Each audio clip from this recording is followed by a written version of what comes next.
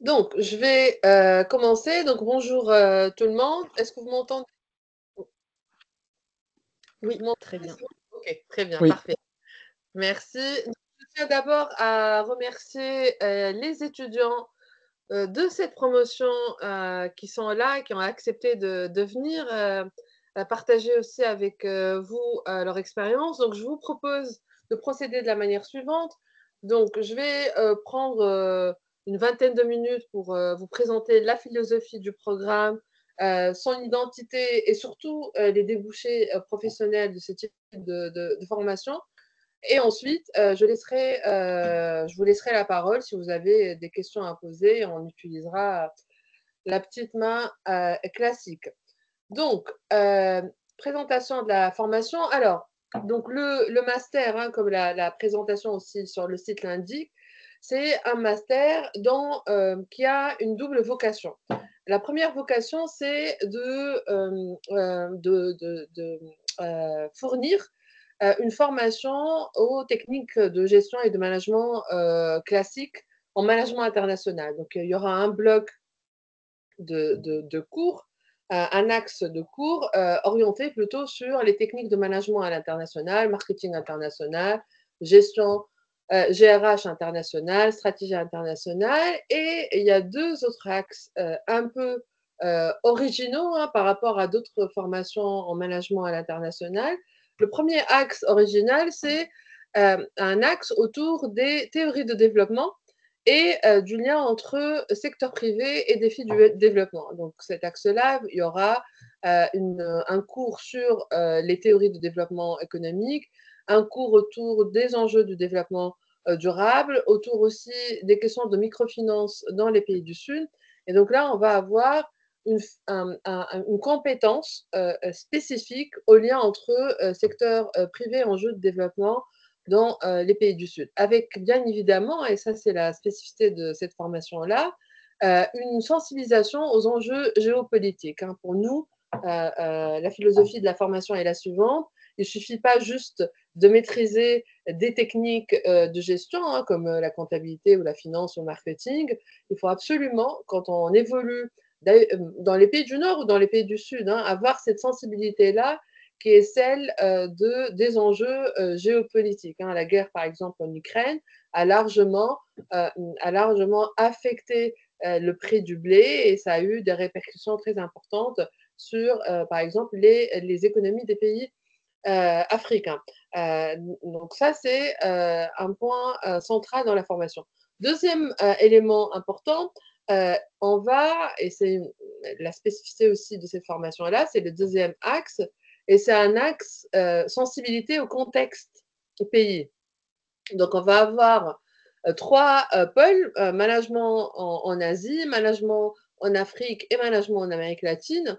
Donc, encore une fois, qu'est-ce qu'on entend par les pays du Sud? Les pays du Sud, ce n'est pas une distinction géographique, hein, c'est plutôt une distinction liée à une histoire politique particulière. Hein. On considère les pays du Nord. Les pays du Nord, c'est les pays qui ont eu des processus d'industrialisation, et notamment les pays européens et plus tard les États-Unis et le Japon, des trajectoires d'industrialisation en cohérence avec les histoires locales. Hein. On a eu le premier moment de la révolution industrielle en France et en Grande-Bretagne, et ensuite c'est aux États-Unis qu'il y a eu la deuxième révolution industrielle. Les pays du Sud, hein, qu'on parle de la Chine, du Brésil ou de l'Afrique du Sud, c'est des pays qui ont aussi une autre histoire commune, c'est une histoire aussi politique, c'est des pays qui ont subi de manière différente et à des niveaux différents l'expérience de la colonisation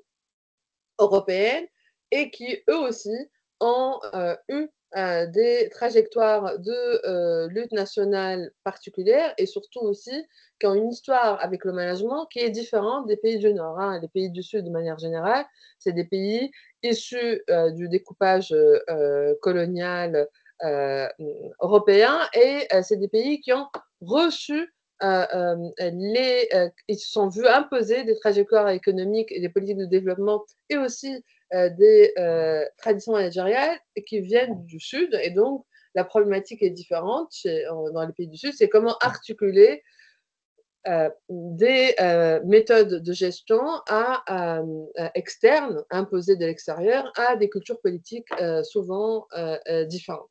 Donc, c'est vraiment cette articulation entre deux, donc comme je l'ai dit tout à l'heure, une formation classique aux techniques de management qui peut vous permettre de travailler un peu partout dans toutes les organisations, mais aussi une spécificité originale par rapport à d'autres masters qui s'intéressent aux questions de développement ou au management international. C'est la double vocation, enjeu de développement au secteur privé et aussi, comme je viens de l'évoquer, une sensibilité aux trois contextes, le contexte Amérique latine, Asie et Afrique. Donc, pour reprendre la présentation, donc l'enjeu, c'est de vous fournir des connaissances générales et spécifiques nécessaires pour mieux appréhender les différents aspects du management des entreprises et des organisations. Quand je dis entreprises, il y a les entreprises classiques, mais aussi les organisations de manière plus générale, et notamment les organisations qui travaillent dans le développement. On a beaucoup d'étudiants qui ont eu des postes dans des banques de développement ou dans des structures comme l'Agence française de développement ou la Banque africaine de développement. Et le deuxième objectif, c'est de fournir aux étudiants des outils théoriques et méthodologiques nécessaires pour une réflexion stratégique sur le rôle des entreprises en tant qu'agents de développement. Maintenant, c'est une formation multispécialiste de niveau bac plus 5, destinée aux étudiants qui veulent évoluer dans le monde des affaires internationales ou les ONG de développement, et notamment dans les pays du Sud. Cela étant, je vais l'expliquer plus tard, c'est aussi une formation qui peut vous permettre aussi de travailler dans des entreprises dans les pays du Nord. Donc, ce n'est pas le contexte géographique. Évidemment, c'est destiné à une compétence particulière dans les pays du Sud, mais vu qu'il y a deux autres axes, et notamment l'axe technique classique de management international, c'est aussi une formation et qui peut aussi vous permettre de travailler en France ou dans des entreprises européennes. Donc, la spécificité de cette formation aussi, c'est les partenariats avec des universités des pays du Sud. Les étudiants de cette promotion qui sont présents viennent d'avoir un cours intéressant autour du management en Amérique latine avec notre collègue Alex Faria qui intervient, qui est prof à FGV São Paulo au Brésil. On a une autre collègue, Prita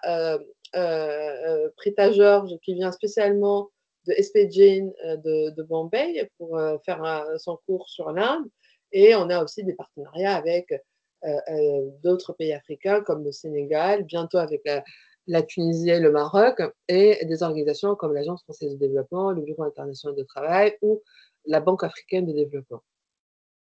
La spécificité aussi de cette formation, c'est qu'il y a la possibilité de passer le deuxième semestre à l'étranger, dans des universités en Afrique, en Amérique latine ou en Asie. En général, on a le choix entre 5 universités, 2 en Chine, 2 en Amérique latine et une en Afrique. La formation se conclut par la rédaction d'un mémoire. Le mémoire est exigé pour l'ensemble des étudiants. Il porte sur une problématique liée au management des organisations dans les pays du Sud. Et évidemment, il y a un stage obligatoire de 3 à 6 mois à compter de mi-mars. Donc, en fait, le fonctionnement, l'organisation est la suivante. Vous avez un premier semestre, enfin, c'est un semestriel, donc un premier semestre plutôt autour des techniques de gestion à l'international. Et puis, le deuxième semestre est plutôt lié au module autour du management en contexte ou aux enjeux de développement. Qu'est-ce que j'allais dire d'autre? Alors, l'avis du master, vous avez plusieurs sources d'informations. Il y a le site classique, donc le site sur Dauphine du master. Vous avez aussi le lien vers LinkedIn, le lien vers les réseaux sociaux, LinkedIn, Facebook. Il y a aussi une chaîne YouTube du master où vous y trouvez des conférences organisées par les anciennes promotions autour des problématiques abordées et débattues dans le cadre de ce master-là. Cette année, par exemple, les étudiants de cette promotion-là ont organisé une conférence très, très intéressante qui est déjà mise en ligne et c'est autour d'une nouvelle tendance, c'est la tendance des entreprises du Sud qui investissent dans les pays du Nord. Et là, on a des problématiques nouvelles. Vous allez aussi trouver des conférences autour, par exemple, de la compétition entre les entreprises chinoises et la rivalité entre les entreprises chinoises et les entreprises occidentales en Afrique. Hein. C'est aussi un sujet d'une grande actualité quand on voit ce qui se passe avec les pays du Sahel. Donc, le cycle de conférence, c'est aussi donc, un cycle très important, c'est un module très important aussi de cette formation-là, parce que ça vous permet aussi d'avoir d'autres regards, et notamment des regards de professionnels qui viennent intervenir autour des thèmes débattus dans le cadre de ce programme. La spécificité aussi de ce master, c'est vous allez avoir à la fois des universitaires hein, qui vont vous outiller avec un bagage théorique pour appréhender toutes ces problématiques-là, mais vous allez aussi avoir ceux et celles qui vont suivre ces formations, la possibilité d'entrer en contact avec des professionnels de différentes institutions, de différentes entreprises qui vont aussi partager leur expérience pratique autour des thèmes développés dans cette formation. Donc, les débouchés professionnels, donc c'est très important que j'explique les débouchés du master. Alors, les débouchés du master sont principalement orientés vers 3 pôles. Hein. Le premier pôle, c'est les entreprises multinationales, avec notamment des implantations dans les pays du Sud. Hein. On a des anciens étudiants MPS qui travaillent dans des entreprises comme Carrefour, Total, par exemple, ou Bouygues, Orange aussi, Canal Horizon aussi par le passé. Et donc, du coup, c'est des entreprises qui seraient intéressées par des profils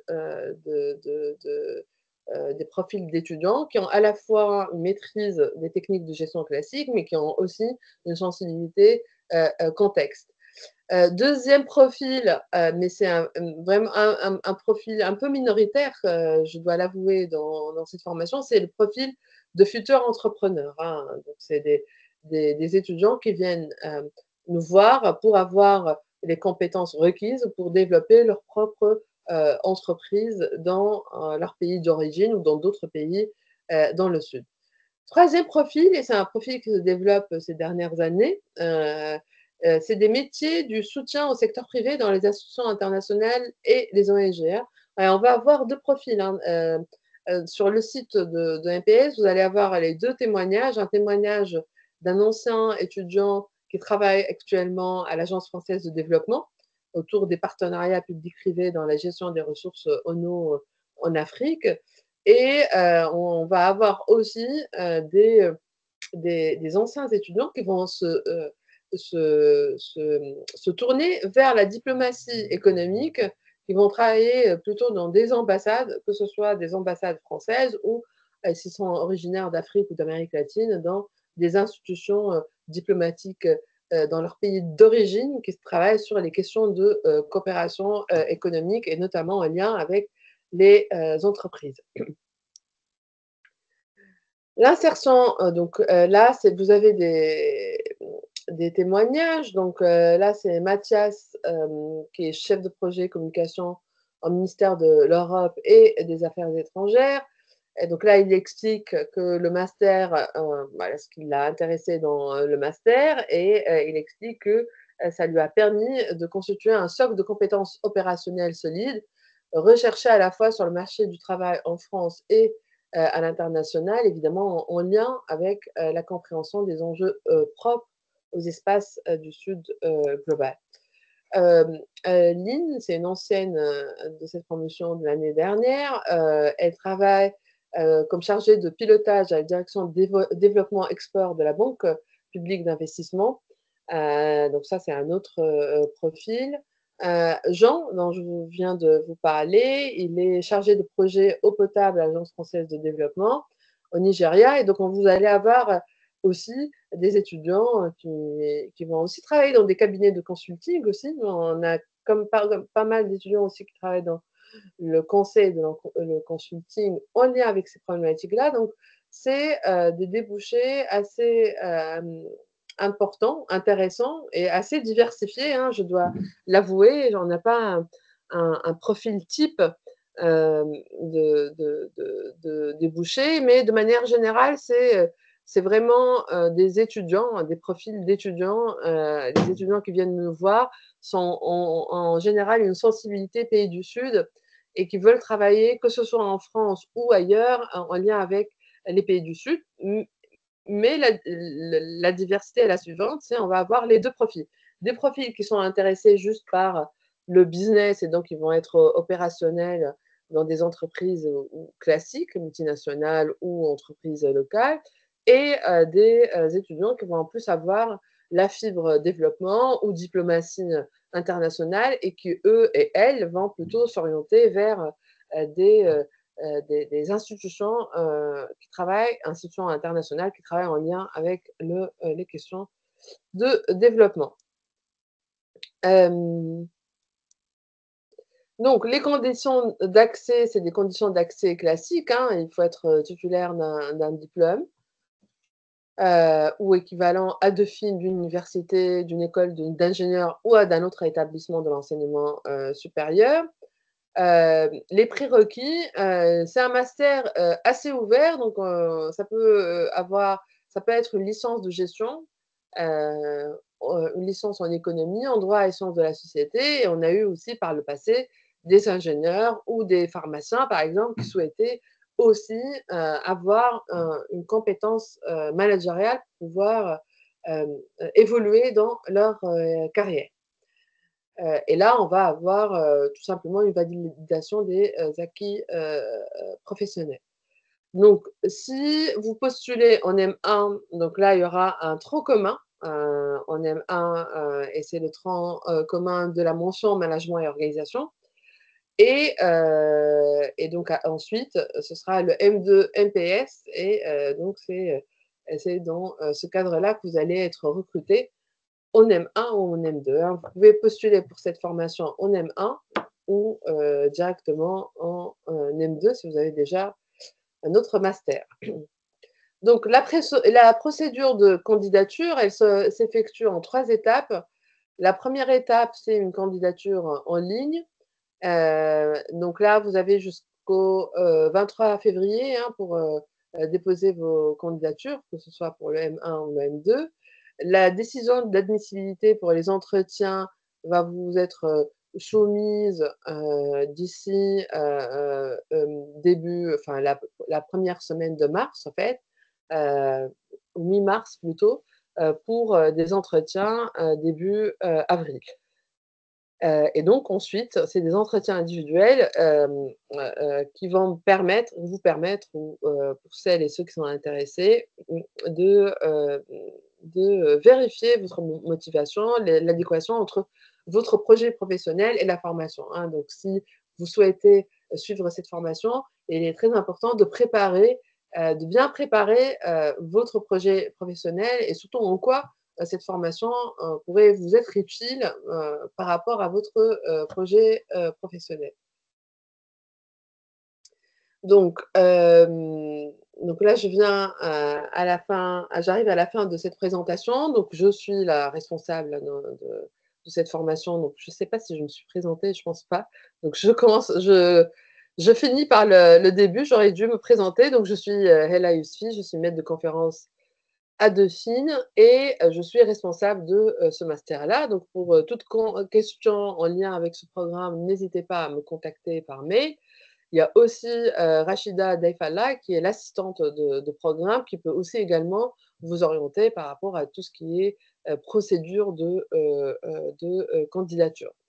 Comme vous le savez tous, hein, les pays du Sud et les différentes déclarations récentes de Trump montrent que le nerf de la bataille dans les mois qui viennent, ça va être la course pour l'accaparement ressources naturelles rares et on le voit aujourd'hui, ça se fait, notamment par 2 leviers, la dette et la guerre et les entreprises aujourd'hui ou les institutions de développement sont de plus en plus, confrontées à l'impact, encore une fois, des enjeux, géopolitiques sur leur stratégie, sur le fonctionnement, de leur, opération et d'où, la pertinence et l'originalité de, ce type de formation qui offre justement, heu, la possibilité d'avoir une réflexion, stratégique, qui dépasse le simple outillage classique en management, à savoir les techniques de, gestion et donc c'est vraiment, cette philosophie du programme qu'on défend. Il y a un autre point aussi, singulier dans ce programme-là, donc c'est une formation en management international. Il y a une diversité des profils, des étudiants, mais aussi une diversité au niveau du corps professoral et comme je l'ai indiqué tout à l'heure, hein, vous avez des professeurs qui sont français, qui travaillent en France, mais aussi des professeurs qui viennent des, pays du Sud, et c'est une préoccupation importante et c'est aussi la valeur ajoutée de ce programme. Il vous permet aussi, d'entrer en contact avec des institutions, du Sud et qui vont, partager leur expérience, avec vous. La 2e diversité, c'est aussi la diversité, comme je l'ai indiqué tout à l'heure, profil universitaire, mais aussi, vous avez des professionnels qui interviennent. Et enfin, vous avez aussi une diversité, en termes de sensibilité aussi, politique, parce que vous allez constater, dans le cadre de cette formation-là, que le savoir est situé géographiquement, mais aussi politiquement et ce qui est intéressant, c'est aussi ce master-là, c'est aussi un espace de diversité, de débat autour aussi de, des points de vue, différents et aussi des positionnements, idéologiques et politiques assez diversifiés et ça, c'est aussi une originalité de la formation à laquelle on tient parce que le monde est divers et diversifié et c'est important, pour nous de communiquer cette sensibilité à la diversité, dans le cadre de ce, programme pour mieux vous outiller à, des postes de responsabilité à, l'international. Donc j'arrive vraiment maintenant à la conclusion de, cette présentation. Et je vous laisse la parole, donc n'hésitez pas, de lever la main, si vous souhaitez me poser des questions à moi et aux étudiants. Alors, si les étudiants de cette promotion, si vous pouvez mettre votre caméra comme ça, si vous êtes, interpellés, on peut, vous pouvez m'aider à répondre, aux On est là. ah super, génial, ravie de vous voir. Donc, on va commencer par monsieur Ouri Banor. Madame, bonsoir. Bonsoir. Bonsoir. Je vous remercie pour votre présentation. En fait, je me demandais si, il y a qu'un seul parcours, par exemple un parcours professionnel ou s'il y a un parcours professionnel et un parcours, recherche, s'il y a possibilité de faire une alternance? Alors, c'est un parcours en, professionnel, c'est une formation professionnalisante en formation, initiale. Donc c'est pas un parcours ouvert à l'apprentissage. Donc vous pouvez partir donc vous postulerez pour un M1, c'est ça? Non, là, je suis déjà en M1, à Dauphine. D'accord, donc c'est pour le M2. Donc Oui, le M2 en termes de voilà, il y a la mobilité internationale, c'est un 2e semestre que vous pouvez, effectuer à l'international.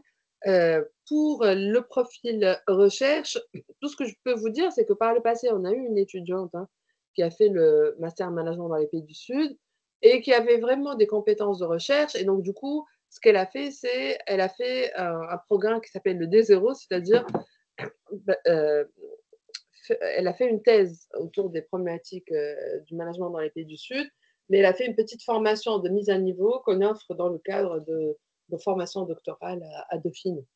Voilà. d'accord. Merci beaucoup. Parce que moi, je m'intéressais plus, à l'alternance, on va dire, ou au parcours professionnel, donc Heu, c'est d'accord. oui, non, c'est pas une formation en alternance, hein, c'est une D'accord, formation, initiale. Voilà. merci. Alors, j'ai d'autres question. Alors, monsieur Chrissy Rakoto, à vous. Oui, bonjour. Bonjour à tous. En fait, c'était une question par rapport à... Enfin, en fait, je suis en Master 1 de sciences politiques actuellement, parcours diplomatie et coopération internationale. Et je voulais savoir si je pouvais accéder directement au Master 2 ou bien est-ce que c'était mieux de passer par le Master 1. Alors, vous avez une licence, c'est ça? J'ai une licence en sciences politiques et actuellement, je suis en Master 1. Oui, vous pouvez directement postuler pour le M2, hein. Si vous avez un M1, vous pouvez directement postuler pour le M2. Vous n'avez pas besoin de faire le M1.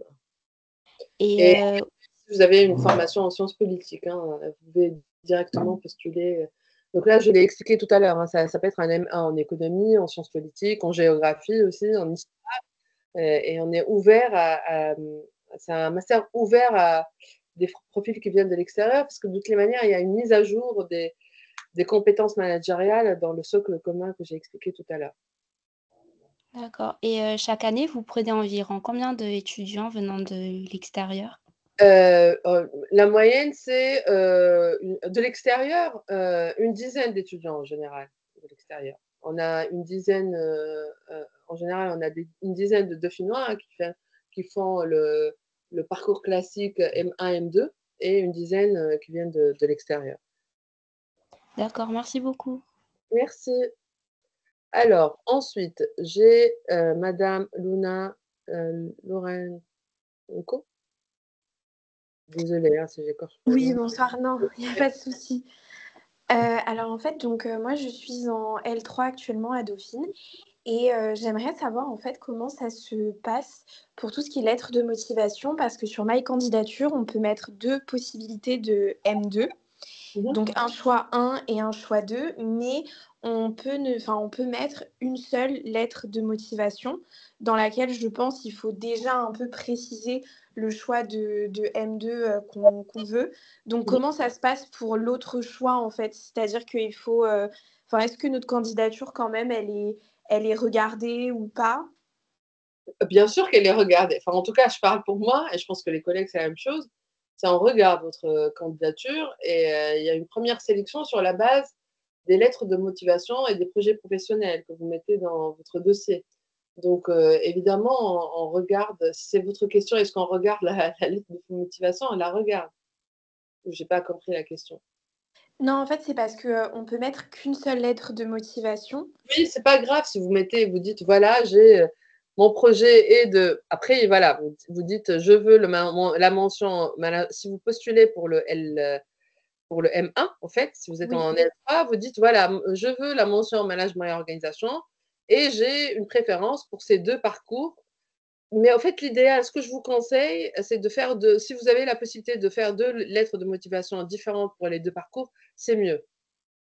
D'accord, ok, ok, ça marche. Ça vous aiderait mieux et c'est Oui, c'est sûr. mieux pour nous, ça.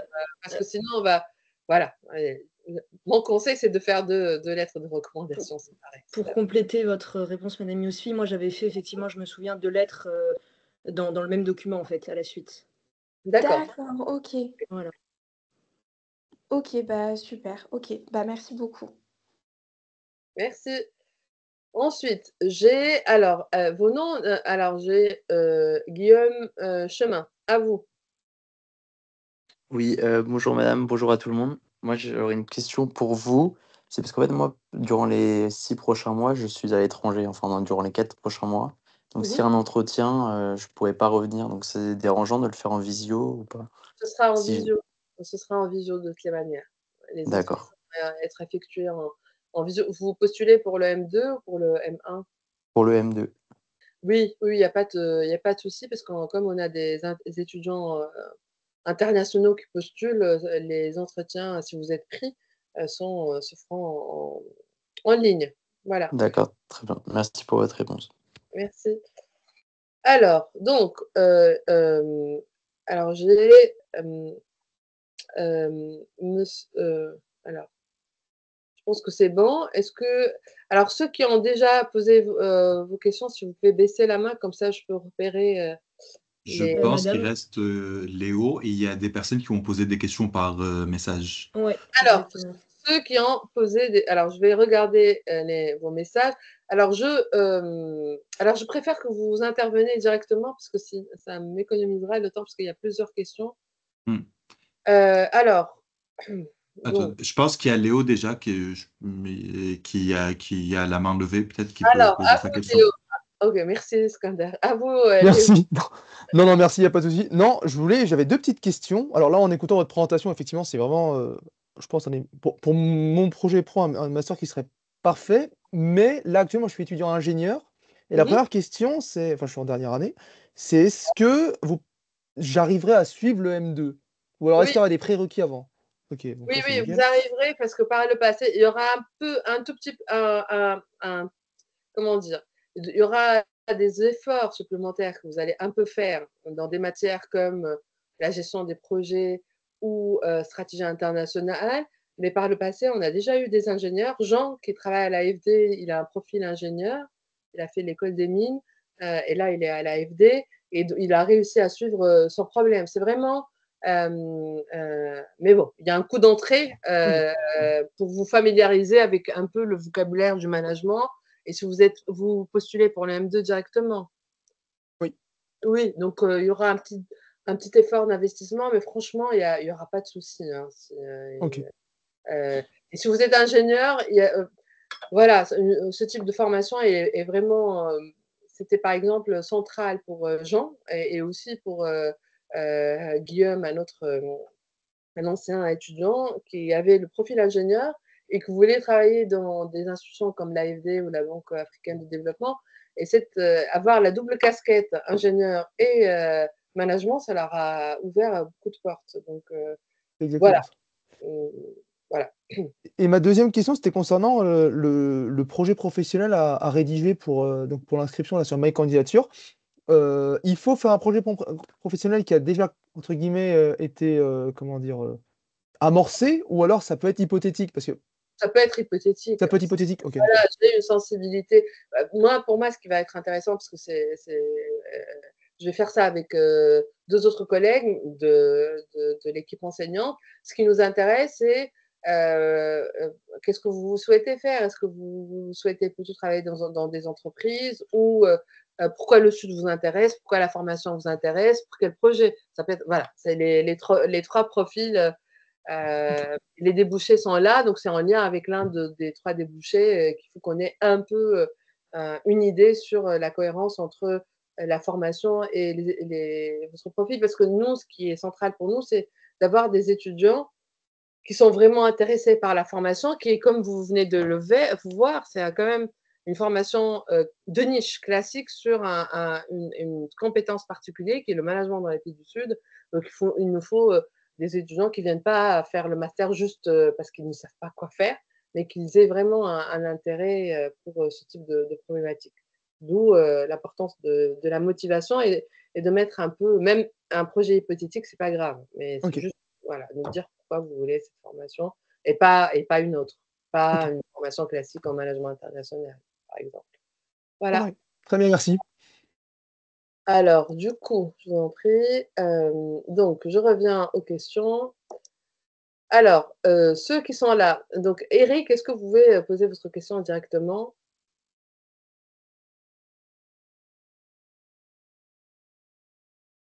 Il n'est pas là, Eric.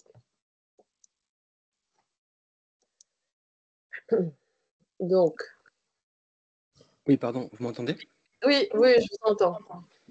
Oui, donc ma question c'était, comme je vois qu'il est souvent nécessaire d'avoir fait une césure pour faire un M2 à Dauphine, est-ce que dans le cas de ce master, il est conseillé d'avoir fait une césure avant pour candidater en deuxième année? Non, non, non. Si vous avez un M1, le prérequis, c'est vraiment un M1. Si vous avez un M1, vous pouvez directement postuler pour le M2. Il n'y a pas de. D'accord. Voilà, et éventuellement, pour votre CV, étoffer votre CV en partant un peu un semestre à l'international, si ça vous intéresse, avec les offres de mobilité qu'on a dans le cadre de ce master. Voilà, mais ce n'est pas indispensable de partir en échange avant. Voilà. Alors, ensuite, Donc, j'ai une autre question. Bon, les entretiens de MR, est-ce que l'entretien sera la même chose que pour les... Oui, on évalue la motivation, mais en M2, on fait l'hypothèse que les étudiants sont un peu plus matures en termes de projets professionnels. Ceux qui postulent en M1, on va être moins regardant sur le projet professionnel. Mais sur le M2, voilà, on va, oui, on va avoir des questions sur surtout le projet professionnel. Et puis, on peut aussi vous poser des questions aussi sur des problématiques générales en lien avec la question du management dans les pays du Sud. Donc, ce serait utile, là, je vous donne des astuces pour bien préparer votre entretien. Ce serait utile de regarder un peu les conférences sur YouTube du Master Management dans les pays du Sud. Ça peut vous donner des éléments de contexte sur le type de problématique qu'on développe dans la formation. Ensuite, j'ai Ellie. Ellie, si vous pouvez vous poser votre question directement, parce que vous avez mis un message assez long. Donc je vous invite à partager votre question avec nous directement. Vous êtes là?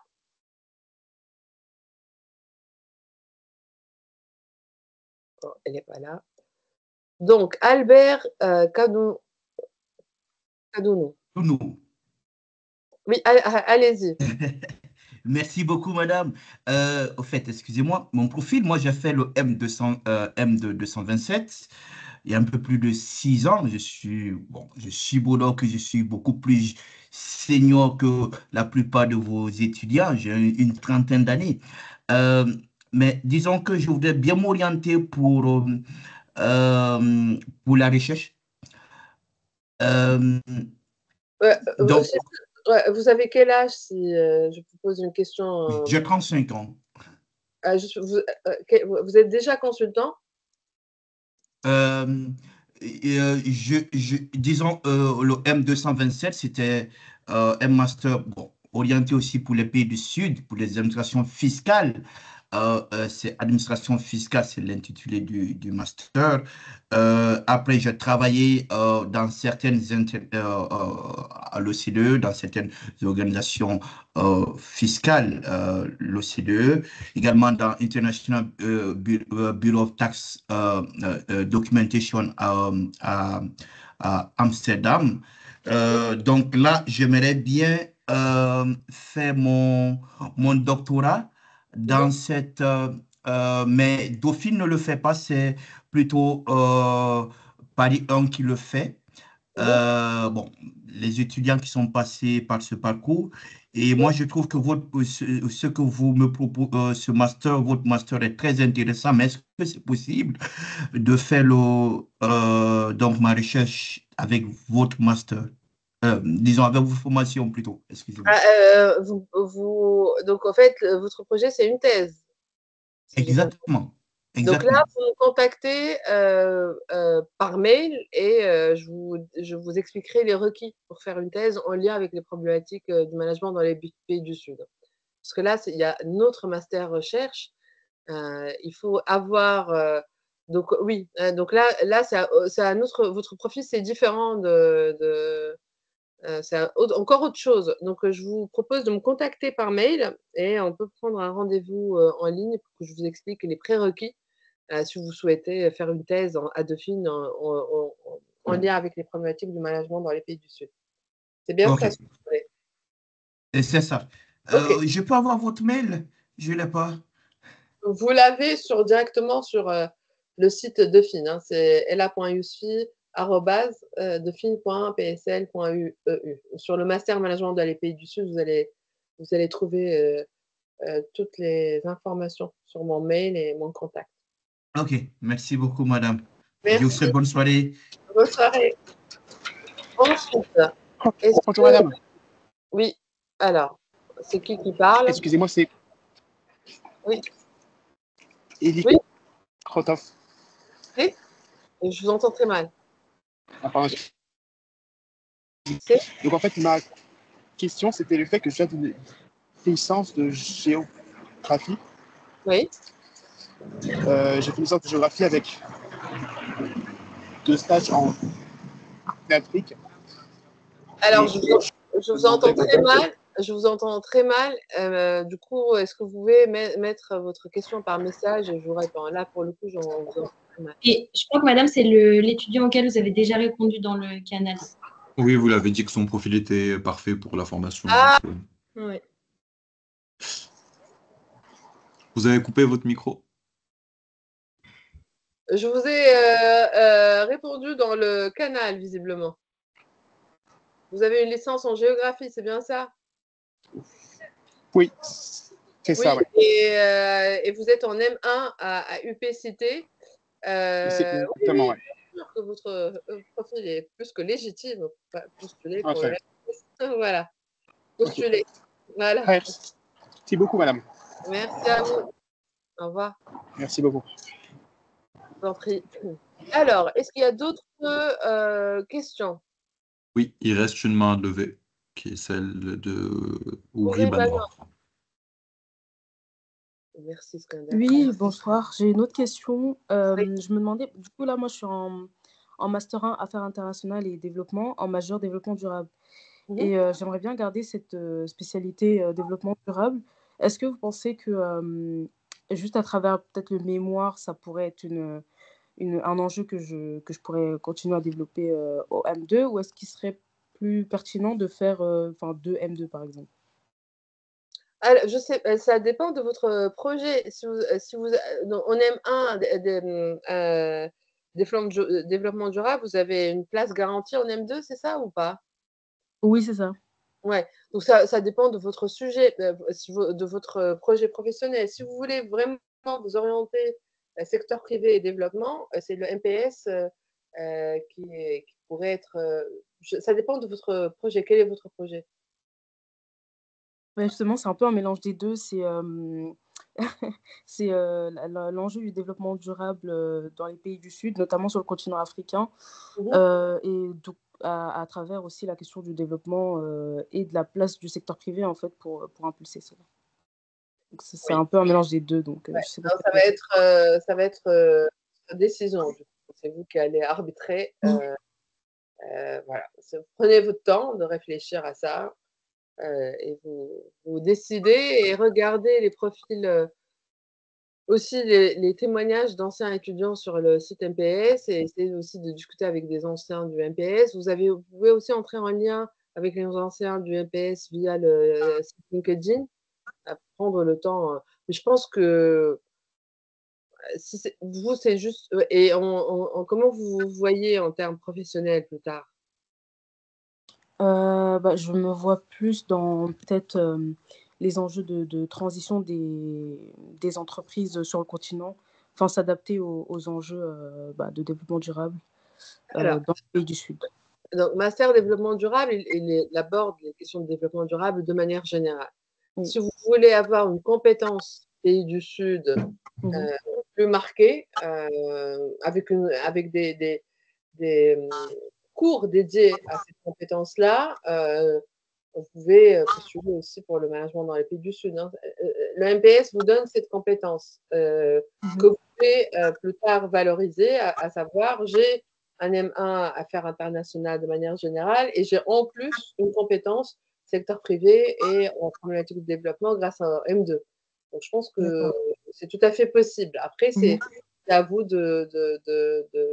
Mais effectivement, si ce que vous cherchez, c'est plutôt une compétence, parce qu'en fait, nous, on offre une formation, hein, donc si vous voulez, en plus de votre maîtrise des enjeux de développement durable de manière générale, avoir une compétence en plus, enjeux de développement dans le continent africain, là, vous avez une formation pour. D'accord. Moi, je vous remercie. Merci à vous. Ensuite, alors, ce que je voulais vous dire aussi à la personne qui me vient de parler, ça ne sert à rien de faire plusieurs masters. Hein. Faites votre choix. Ou bien vous continuez dans le master de développement durable ou le MPS. Mais là, il y a une tendance générale de certains étudiants qui enchaînent les M2. Si votre projet professionnel est clair, il vaut mieux faire un des deux masters et vous lancer dans la vie professionnelle directement. Je ne conseille pas trop de faire des masters qui ont à peu près la même vocation et les enchaîner. Voilà, je ne sais pas si vous êtes... D'accord. Merci beaucoup pour le conseil. Je vous en prie. Alors, ensuite, j'ai Chrissy Rakoto. Oui, c'est encore moi. J'ai une dernière question. C'était pour demander si le stage obligatoire, est-ce que c'était forcément un stage à faire dans un pays du Sud ou pas forcément? Pas forcément, pas forcément. Et là, je suis assez souple dans les stages. Et puis, par le passé, on a eu aussi, j'ai eu un étudiant qui a fait son stage dans Médecins du Monde ici en France, et après, il a décidé de rester en France et travailler dans une ONG qui travaille en lien avec euh, les, les personnes les plus fragiles ici en France. Donc oui, le stage, ce qui est important, c'est de trouver un endroit où vous allez pouvoir mettre à profit vos compétences managériales, hein, surtout. Après, que ce soit en France ou dans un pays du Sud, de préférence un pays du Sud, mais si ce n'est pas possible, c'est pas grave non plus. Voilà, Merci. je vous en prie. Alors, est-ce qu'il y a d'autres questions?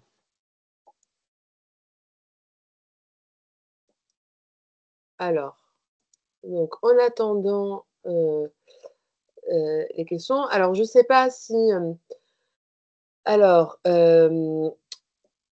les étudiants de cette promotion, si vous souhaitez partager votre expérience avec ceux et celles qui veulent postuler, Marguerite ou Skander, je vois qu'il y a Marguerite et Skander. Oui, je veux bien. Après, vous avez un peu tout dit, mais j'insisterai vraiment sur le fait que vraiment la pluralité des points de vue des enseignants permet vraiment de...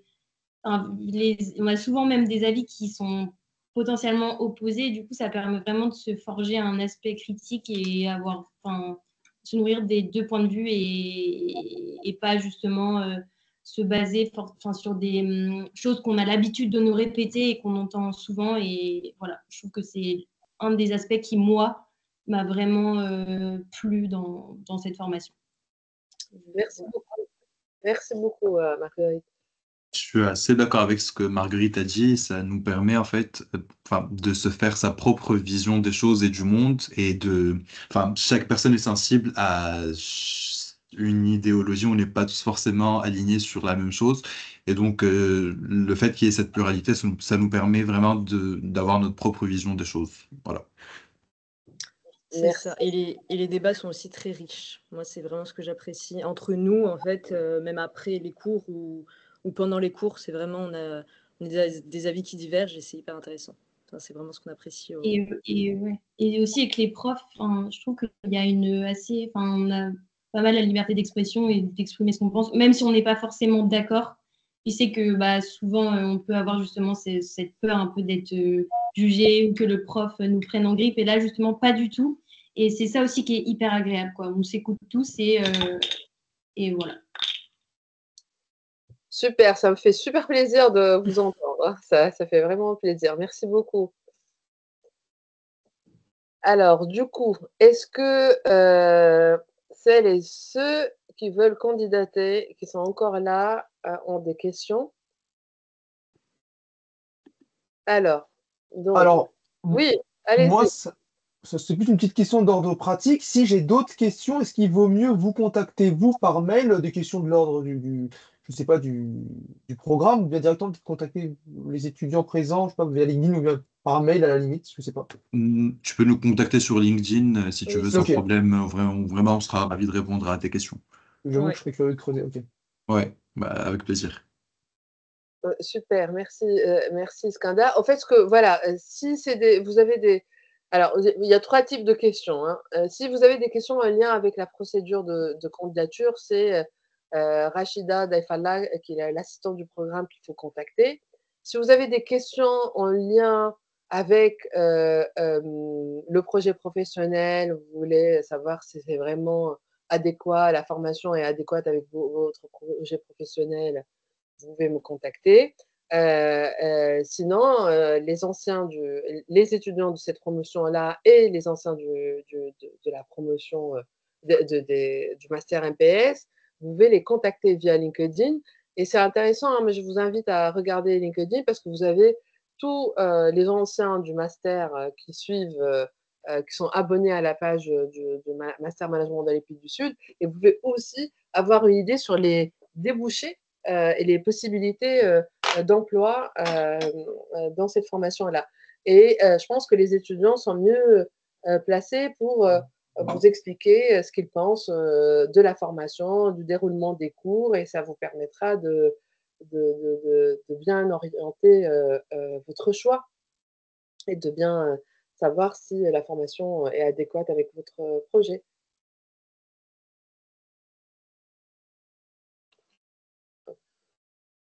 Est-ce qu'il y a d'autres questions?